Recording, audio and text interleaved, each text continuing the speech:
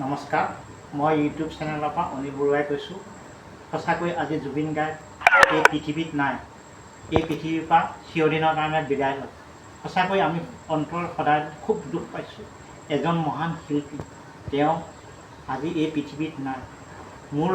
মোৰ লগতে মোৰ ইউটিউব চেনেলত যিসকল কৰ্মকৰ্তা আছে তেওঁসকলেও আজি খুব দুখ পাইছে। সঁচাকৈ আমাৰ টীমটোৱে ইমান দুখ কৰিছে, তেওঁলোকে সঁচাকৈ আজি এই ইউটিউব চেনেলৰ আগত সন্মুখত থিয় দিবলৈ তেওঁলোকে খুব টান পাইছে। সঁচাকৈ মোৰো খুব দুখ লাগিছে।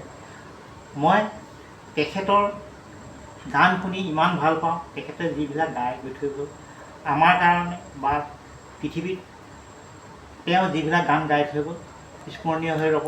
আৰু তেওঁৰ কাৰণে আমি সঁচাকৈ যি এজন গায়ক আছিল, আমি যিসকল যেনেকুৱা ধৰণে গান গাইছিল তেনেকুৱা গান গায়ক আৰু হয়তো আমি বিচাৰি নাপাম। তেনেকুৱা এজন গায়কক আমি হয়তো আৰু বিচাৰি নাপাম। ৰাইজসকল, তেখেত ঢুকোৱাৰ কাৰণে সঁচাকৈ মোৰ মনটোত ইমান বেজাৰ লাগিছে আৰু খুব দুখ লাগিছে।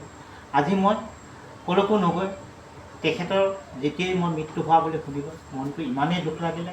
তাৰ দুখৰ বাবদ মই আজি ঘৰতে আছোঁ, ঘৰৰ পৰা ক'লৈকো ওলোৱা নাই।